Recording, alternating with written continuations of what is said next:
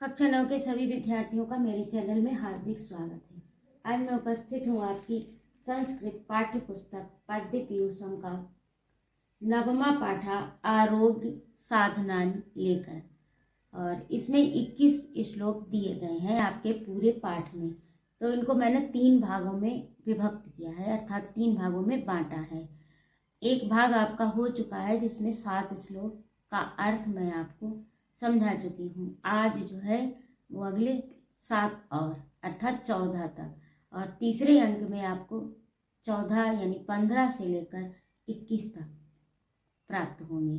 तो कृपया मेरे चैनल पर बने रहिए, मुझसे जुड़े रहिए। यदि आप हमारे चैनल पर नए हैं तो कृपया मेरे चैनल को सब्सक्राइब अवश्य करें और अपने मित्रों में शेयर करें, लाइक और कमेंट करें। और आप जो भी पढ़ना चाहते हैं, इसके अतिरिक्त आप जो भी पढ़ना चाहते हैं संस्कृत में, आपकी कोई समस्या है, कोई समाधान है, कोई सुझाव है, तो आप मेरे कमेंट बॉक्स में लिख सकते हैं।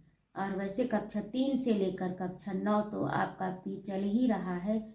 कक्षा 3 से लेकर मैंने जो भी उत्तर प्रदेश शिक्षा परिषद द्वारा, यूपी बोर्ड द्वारा संचालित जो पाठ्य पुस्तक है और उनमें निर्धारित पाठ्यक्रम के अंतर्गत अभ्यास कार्य, पठन पाठन और अनुवाद जो भी आपका सिलेबस में है, मैंने सारा देने का प्रयास किया है। अब कैसा लगेगा आपको, ये आप मुझे कमेंट करके बताइए।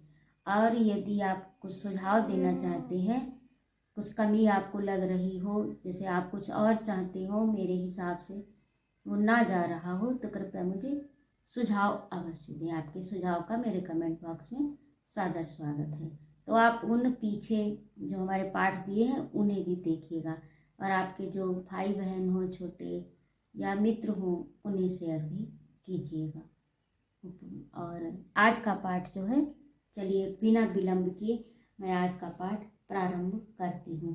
पिछले अंक में आपके 7 तक हो गए थे और आज आपका 8वां श्लोक है। तो 8वें श्लोक का प्रारंभ करते हैं।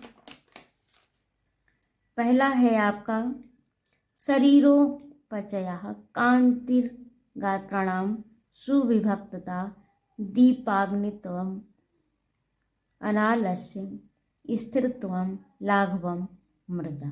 तो आइए पहले इसका एक एक शब्द का अर्थ जान लें। मेरा प्रयास यही रहता है कि आपको आसानी से समझ में आ जाए, और इसको पढ़ने के बाद में आपको कहीं दूसरी गाइड या कहीं कोचिंग क्लास या किसी से भी पूछने की आवश्यकता ना पड़े। इसीलिए मेरा प्रयास ये रहता है कि मैं जो भी श्लोक में शब्द आए हैं उनका एक एक कर संधि विच्छेद कर आपको अर्थ समझा सकूं।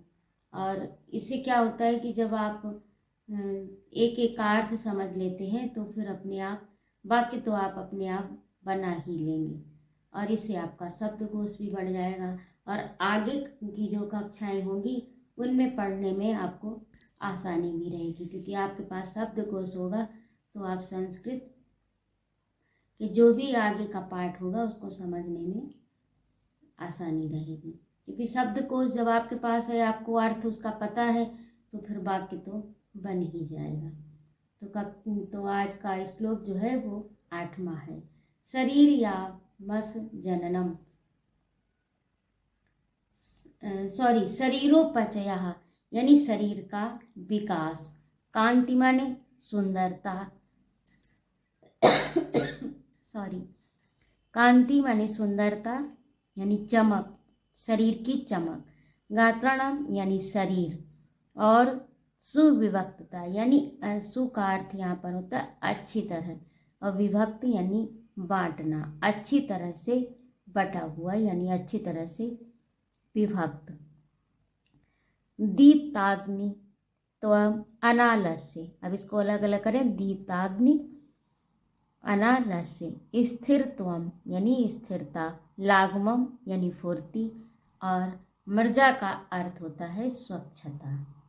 शरीरोपचय यानी शरीर का विकास, कांति माने सुंदरता, गात्राणाम अंगों का, सुविभक्तता यानी सही प्रकार से विभाजन, और दीप्ताग्नित्वम अनालस्य यानी दीप्त चा अग्नि, चा आलस, यानी आलसहीनता और अग्नि का प्रज्वलित होना। अब कौन सी अग्नि प्रज्वलित होती है शरीर में? तो जठराग्नि। जठराग्नि जो कि पाचन, भोजन को पचाने में सहायक होती है।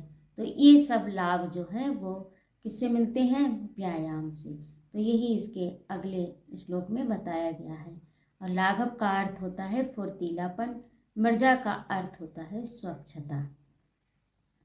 अब इसका अर्थ देखिए कि व्यायाम करने से शरीर का समुचित विकास होता है। यहाँ पर शरीर का विभक्त का अर्थ देखा जाए तो शाब्दिक अर्थ बंटना होता है, लेकिन यहाँ पर बंटने से कोई भी प्रयोजन नहीं है। समुचित विकास यानी जो भी अंग हैं वो उचित प्रकार से अच्छी तरह से विकसित हो जाते हैं। ये व्यायाम करने से लाभ है। व्यायाम करने से शरीर का समुचित विकास होता है, कांति बढ़ती यानी शरीर में चमक आती है, पाचन शक्ति में वृद्धि होती है, यानी जठराग्नि प्रदीप्त होती है और जिससे भोजन पचने में आसानी रहती है। आलस्य नहीं रहता, स्थिरता और फुर्तीलापन आता है, स्वच्छता आती है। ये सब लाभ जो हैं वो किससे हैं? व्यायाम करने से। अब आगे देखिए नवमा है श्रम क्लम पिपासा उष्ण शीत आदिनां सहिष्णुता आरोग्यम चापि परमं व्यायाम उपजायते। अब इसका भी एक एक का अर्थ देखिए। श्रम का अर्थ होता है मेहनत, परिश्रम, और क्लम का अर्थ होता है इंद्रियों की थकान, पिपास यानी प्यास, और उष्ण यानी गर्म, शीत माने ठंडा आदि, सहिष्णुता यानी सहन करने की शक्ति, आरोग्यम यानी निरोगता, शरीर का निरोगी होना, चा अपि और भी, परमम अधिक, व्यायाम उपजायते, ये सब व्यायाम से उत्पन्न होते हैं। ये जो ऊपर के लाभ जो दिए हैं ये सब किसके करने से आते हैं? व्यायाम करने से आते हैं। यानी व्यायाम से परिश्रम, इंद्रियों की थकान, प्यास, ठंडी गर्मी सहन करने की शक्ति, सहिष्णुता यानी सहन करने की शक्ति, आरोग्य यानी निरोगता, और परमम व्यायाम उपजायते, ये सब व्यायाम से उत्पन्न होती है। अब इसको इस तरह से देखिए इधर से कि सहिष्णुता यानी सहन करने की शक्ति, परमम अधिक, आरोग्यम निरोगता, अपि, श्रम क्लम विपास यानी प्यास, शीत ठंड, और उष्ण यानी गर्मी, और इंद्रियों की थकान, आरोग्य निरोगता, ये सब जो है सहन करने की, सर्दी गर्मी सहन करने की, प्यास सहन करने की, भूख सहन करने की, ये सब शक्ति जो है वो किससे आती है? व्यायाम से। और निरोगता भी शरीर को प्राप्त होती है, यानी शरीर निरोगी रहता है। अब आपका है 10वां, न चास्ति सदृशं तेन किंचित स्थौल्य पकर्षणं न चा व्यायामिनं मर्दयन् पर्यो भयाति। अब इसका भी एक एक करके अर्थ आप देख लीजिए। न माने नहीं, और चास्ति को करिए चा धन अस्ति, चा धन अस्ति, यानी चा माने और, अस्ति माने है, सदृशम इसके समान, तेन माने से, किंचित, स्थौल यानी मोटापा, कर्षणम माने खींचना, न चा व्यायाम से, मर्दयन् भयाति।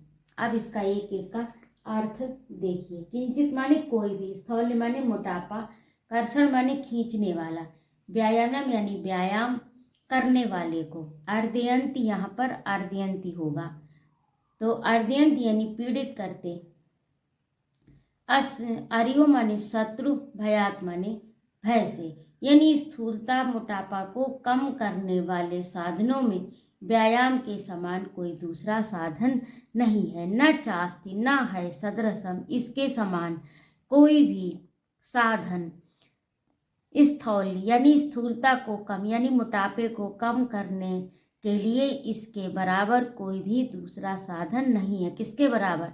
व्यायाम के बराबर। नाचा नहीं है और अर्थात साधन नहीं है। व्यायाम करने वाले मनुष्य को शत्रु से भी भय नहीं रहता, क्योंकि व्यक्ति के अंदर शक्ति जागृत होती है, ऊर्जा जागृत होती है, शरीर में ताकत आती है, कमजोरी दूर होती है।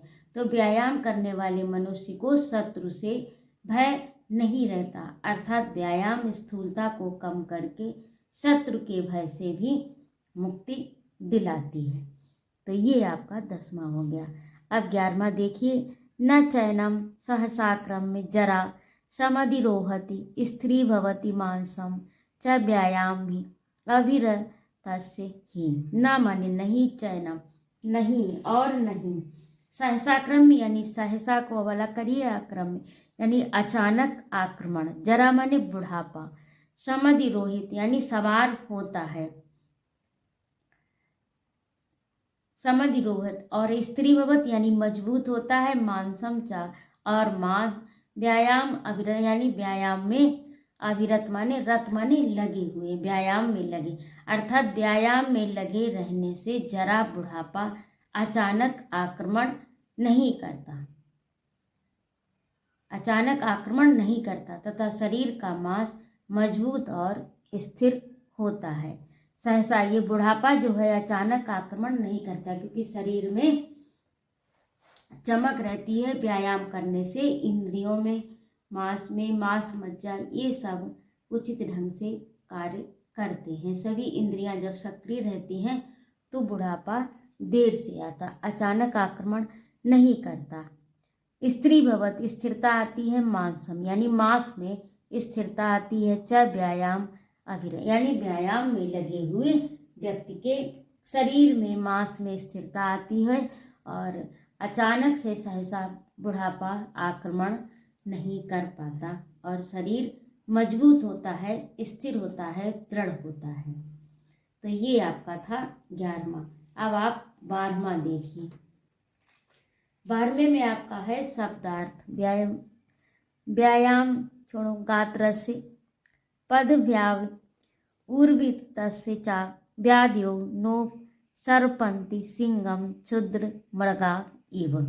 अब एक एक का फिर से देखिए। व्यायाम अक्षुण गात्रस्य यानी व्यायाम से अक्षुण यानी क्षय नहीं होता, गात्रस्य गात का, पद्म व्याव उद्वृतस्य चा व्याधियो यानी व्याध रोग, नोप सरपंती पास नहीं आते, सिंघम क्षुद्र मृगा इव, इव माने समान, क्षुद्र मृगा छोटे छोटे जंतु, सिंह, सिंह माने शेर यानी जंगल के छोटे जीव जिस प्रकार शेर के सम्मुख नहीं आते, उसी प्रकार व्यायाम करने वाले का शरीर जो है वो कैसा होता है, अक्षुण होता है यानी स्थिर हो जाता। व्याधियों माने रोग, और नोपसरपंती का अर्थ होता है ना उपसरपंती अर्थात पास नहीं आते। क्षुद्र मृगा यानी वन्य जीव, छोटे जीव, इव माने समान, और व्यायाम गात्रस यानी व्यायाम प्लस अक्षुण ना और प्लस गात्रस यानी गात्रस से शरीर को अक्षुण माने स्थिर, और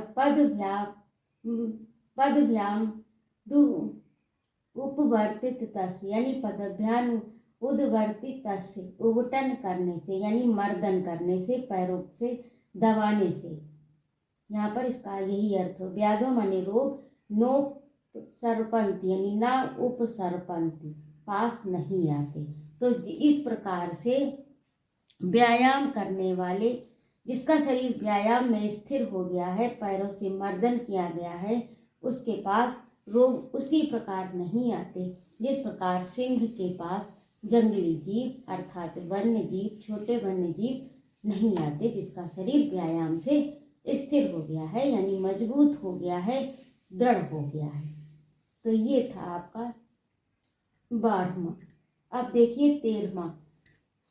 13 में है आपका वयोरूप गुणैर्हीन अपि कुर्याति सुदर्शनम व्यायामो ही सदा पथ्यो बलिनाम स्निग्ध भोज नाम। वयो यानी वय माने अवस्था, रूप गुण हीन, हीनम अपि यानी अवस्था, रूप, गुण से हीन होने पर भी यानी रहित होने पर भी, किसी व्यक्ति के अंदर अवस्था भी नहीं यानी युवावस्था नहीं है, कोई भी अवस्था हो, रूप भी नहीं है, कोई गुण भी नहीं है, इससे हीन होने पर भी कुर्याति सुदर्शनम, ये व्यायाम जो है उसको कैसा करता है, सुदर्शन, अच्छा कर देता है। यानी सुदर्शन का अर्थ होता है सु माने अच्छा, दर्शन जो देखने में अच्छा लगता है, तो उसे कहते हैं सुदर्शन। यानी ये सब गुण ना होने पर, अवस्था भी नहीं है, रूप भी नहीं है, गुण भी नहीं है, किंतु व्यायाम से व्यक्ति कैसा होता है, सुदर्शन, यानी देखने में अच्छा लगने लगता है। व्यायामो ही सदा पथ्यो बलिनाम स्निग्ध भोजनाम, व्यायाम सदा पथ्यो, सदा ही पथ्यो माने लाभकारी है, बलिनाम स्निग्ध भोजनम, यानी स्निग्ध का अर्थ होता है चिकना, भोजनम यानी चिकना भोजन करने वाले, और पौष्टिक भोजन यानी भारी भोजन करने वाले। जो लोग चिकना करते, चिकना कर जिसमें घी तेल की मात्रा अधिक हो, ऐसा भोजन, और जो बलवर्धक शक्तिवर्धक भोजन करते हैं, भारी भोजन करते हैं, उनके लिए व्यायाम अति आवश्यक है। तो अवस्था रूप यौवन से हीन तथा गुणों के न होने पर भी व्यायाम मनुष्य को सुंदर बना देता है। बलवर्धक और चिकना भोजन करने वालों के लिए व्यायाम लाभकारी होता है, क्योंकि उससे ऊर्जा वर्ण होती है और जिससे शरीर में चमक आती है, स्थूलता नहीं आती, मोटापा नहीं आता, और शरीर में फुर्तीलापन रहता है। तो ये यहाँ तक हो गया। इसमें 3 पंक्तियां दी हैं। सा चा शीते वसंते चा तेषाम पथ्यतमा स्नता, और यानी शीत यानी ठंड में, बसंत ऋतु में व्यायाम बहुत लाभकारी होता है। अब ये आपका 13 हो गया। अब बचा है आज के अंक का अंतिम और 14वां। पवित्रम वृद्धम आयुष्यम श्रम स्वेदम मलापहम शरीर बल संधानम स्नान ओजस्करम परमम, यानी पवित्र माने पवित्र, शुद्ध, और वृश्यम आयुष्यम यानी वृश्यम धन आयुष्यम, इसको संधि विच्छेद करेंगे तो वृश्यम धन आयुष्यम, वृश्यम यानी वीर को, आयुष्यम यानी आयु को, श्रम यानी थकान, स्वेद माने पसीना, मल माने गंदगी, अपहम यानी दूर करना, मलापहम को संधि विच्छेद करें तो क्या निकलेगा, मल धन अपहम, यानी शरीर की गंदगी, शरीर बल संधानम यानी शरीर बल धन संधानम, शारीरिक बल को बढ़ाने वाला, परम यानी बहुत, ओजस्करम यानी ओज देने वाला। तो ये सब गुण, ये सब लाभ किससे प्राप्त होते हैं, स्नान से, यानी पवित्रता आती है। प्रतिदिन का स्नान शरीर को पवित्र करता है, बल वीर और आयु बढ़ाता है, और शरीर की थकान, गंदगी, पसीना आदि को दूर करता है, क्योंकि जब आप स्नान करेंगे तो शरीर की गंदगी, धूल मिट्टी जो भी है वो साफ हो जाएगी, और शारीरिक बल तथा ओज में वृद्धि करता है।